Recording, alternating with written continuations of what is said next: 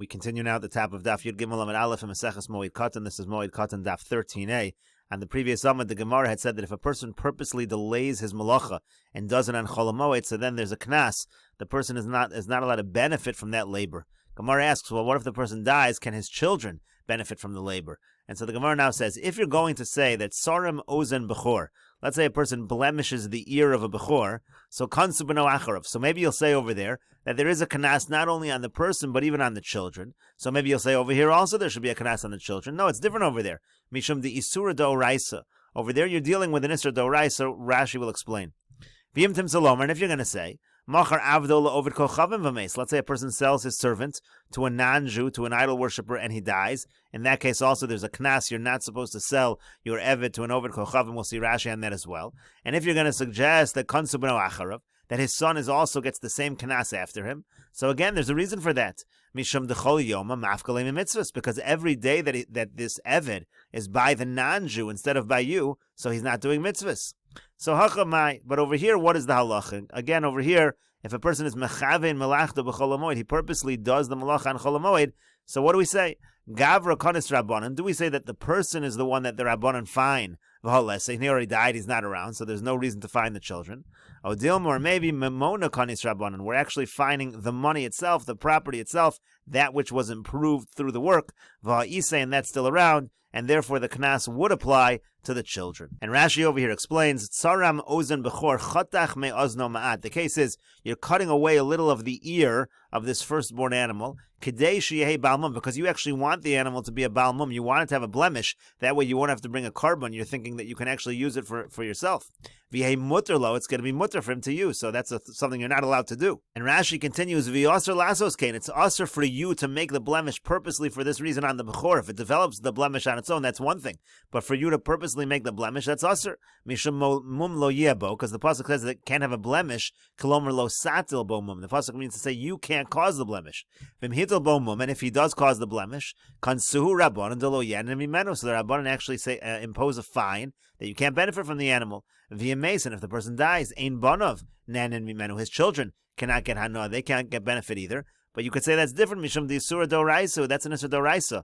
Aval had to keep in Malachta B'moed the Lav Isura Doraisa, Dalo B'lo B'skavin Mutter Lagamri. But over here, when you do Malacha on Chol HaMoed purposely, that's not an Isura Doraisa, because we're talking about Malacha that if it wouldn't be that you're purposely trying to do it on Chol HaMoed, it'd be Mutter to do this work. The issue is that you're purposely intending to do it on Chol HaMoed. That's not an Isura Doraisa.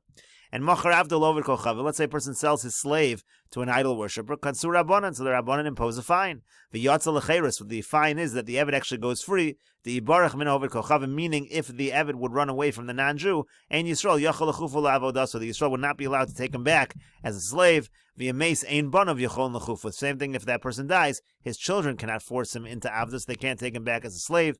But that also is different. The chol yom mifkalei b'mitzvahs. The chol zman shu b'rishus ovid kochavim ein osuk b'mitzvahs. There we find the person because as long as you sent him to an ovid kochavim, and now he's not going to do mitzvahs. In general, an eved kanani is chayiv in mitzvahs like a woman, same obligation in mitzvahs, and now he's not going to do those mitzvahs because you sold him to an idol worshiper.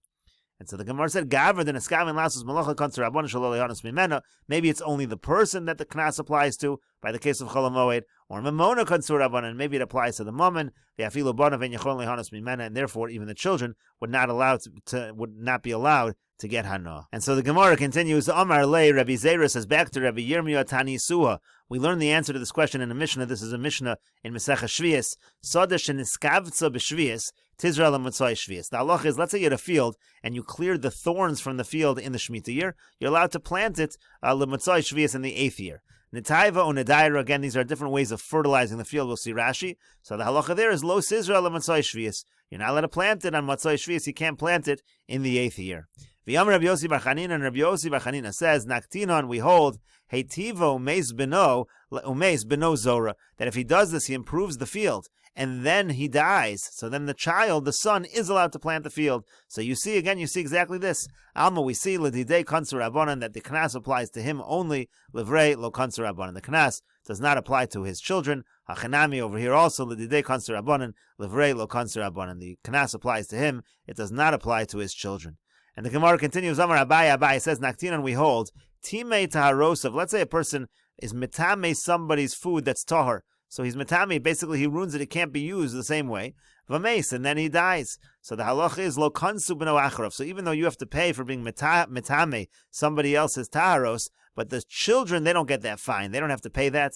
My time, what's the reason? Hezek sheino nikr lo shmei hezek, because this was a damage that is not nikr. The fact that you made the person's items tame, that's not a nikr hezek. That's not something that's recognizable. It's therefore you're just paying as a knas. L'didei kansu rabbanan livrei lo kansu rabbanan. They only made the knas for the person who did it. The knas does not apply to the children. Now Rashi over here says, like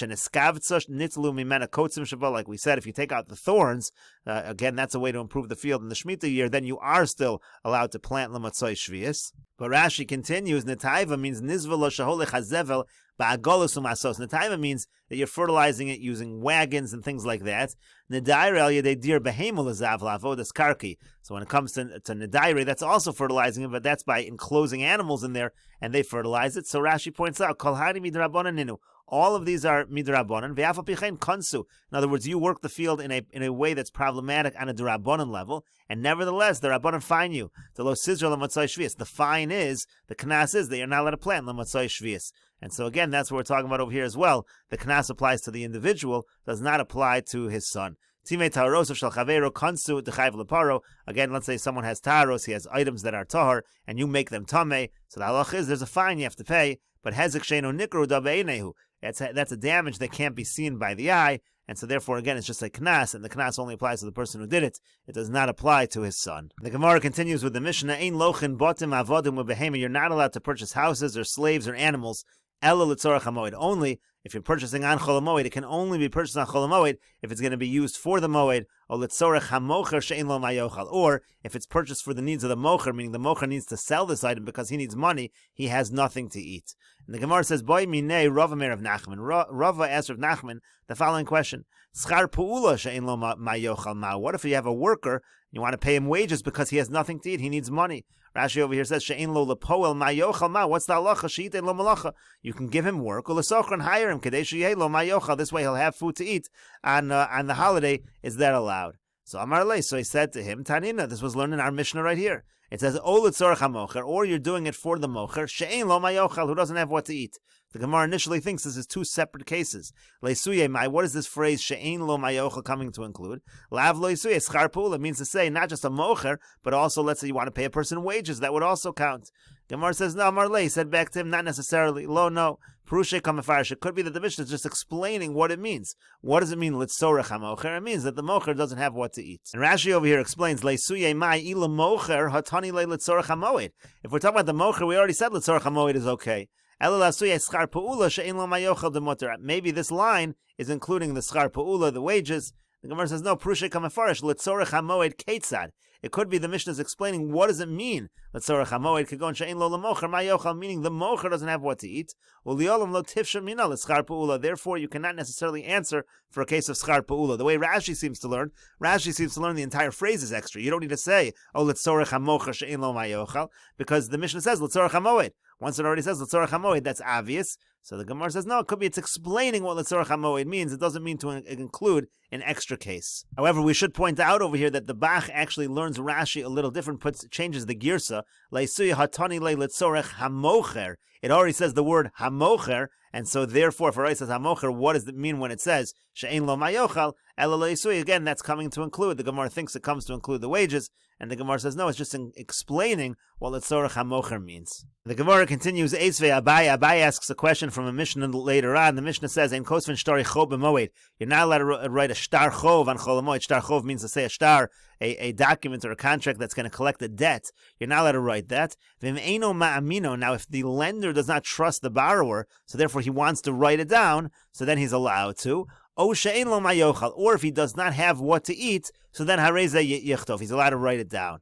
So the Gemara says, She'ein lo mayochel l'suyemai. Again, She'ein lo mayochel seems extra. What is that coming to include? Lav le'suye schar pu'ula is not including to pay somebody wages when they don't have what to eat. Shma amino, and the Gemara says, indeed, this is actually a proof. Rashi over here explains, She'ein lo mayochel l'suyemai imisham lova. If you're talking about the borrower, so haka'amar meinu ma'amino mutter. We already said if you don't trust the borrower, you're allowed to write it. You can't answer that we're explaining a case over here. The malva needs food. Because the fact of the matter is, if he feels like he needs to write a document because he doesn't trust the guy, it doesn't matter whether he doesn't have to eat or not. It's automatically mutter, so it's a totally extra phrase. Anytime a person needs to write the document, the malva, it means he doesn't trust the guy. So automatically the malva can write the document. So who cares whether he doesn't have what to eat or not? That's a completely extra phrase, and therefore, lav lesuye schar pe'ula must be including again situation of wages. She'ein lo lesofer mayochal shari b'chol shel moed. The way that Rashi understands over here is we're talking about the wages of the sofer in a situation of the scribe who's going to write the document. If that scribe doesn't have what to eat, so now it's ein lo mayochal. He needs schar pe'ula. And therefore, since he needs wages, he needs money, so therefore you're allowed to hire a sofer to write a document, and that's going to be permitted on Chol HaMoed. The Gemara continues, Mosif Rav Sheshes. Rav Sheshes asks a question. This is from a Mishnah Meseches Psachim. The Mishnah says, V'chachamim omrim, the Chachamim say, Shalosh umnios, osin malacha ba'arvei psachim an chatzos. There are three kinds of craftsmen who are allowed to do work on Erev Pesach all the way until chatzos. And the three are hachayot and tailors, v'asapar and barbers, v'hakovsin and those who do the laundry. Hachayot and the tailors, shekein hedyot tofer kedarko b'cholo shel moed. The Brisa says, why are tailors allowed to do work? Because a regular person is allowed to stitch things, is allowed to sew things on Chol HaMoed, meaning a regular person who's not a professional. So therefore, since that's allowed on Chol HaMoed, so the tailors are allowed to work on Erev Pesach. Hasapar and Vakovsin and the barbers and the launderers, shekein haboin mimedinas hayam, because let's say somebody comes from far away, person wasn't able to get a haircut, wasn't able to do laundry. V'hayotz mi beis hasur, and someone just gets out of prison, again they weren't able to take a haircut or do laundry before the holiday. Mutar and l'saper l'chabis b'chol shel moed. They're allowed to get a haircut, they're allowed to do laundry on Chol HaMoed, and therefore again we extend that permission to barbers and to people, to launderers. We allow them to do that on Erev Pesach. So the Gemara says, V'isal kadaitach. Now, if you think schar pe'ula she'ein lo mayochal shari, then at Chol HaMoed any person is allowed to do work if he needs wages because he needs to eat. That's permitted. So kol malachas nami lishtru. So all malachas should also be mutter on Erev Pesach, because we're saying anything that's ever mutter on Chol HaMoed in some circumstance is mutter on Erev Pesach. That's ridiculous. Because again, every single wage for ein lo mayochal is permitted. Anything that needs to be done, any kind of labor that needs to be done so that the person can get paid because he doesn't have any food, that's permitted on Chol HaMoed. So again, everything should be permitted on Erev Pesach until Chatzos. And so the Gemara says that's not a good proof, because Ma'askif lo Rav Papa, because Rav Papa asks on that logic. Elameata, according to that, if you're going to say every single thing on Chol HaMoed that's permitted in some circumstance is permitted on Erev Pesach, you can extend that even further. Binyan lishtri, you might as well be allowed to build on Erev Pesach. Shekain kosel hagoel Rosh Hashanah, because if you have a wall that's leaning into Rosh Hashanah on Chol HaMoed, so Rabona Kedarko. The halach is you're allowed to tear it down because it's dangerous, and you can build it in the normal way because of the danger. Are we going to extend and say that all building is permitted? That's crazy.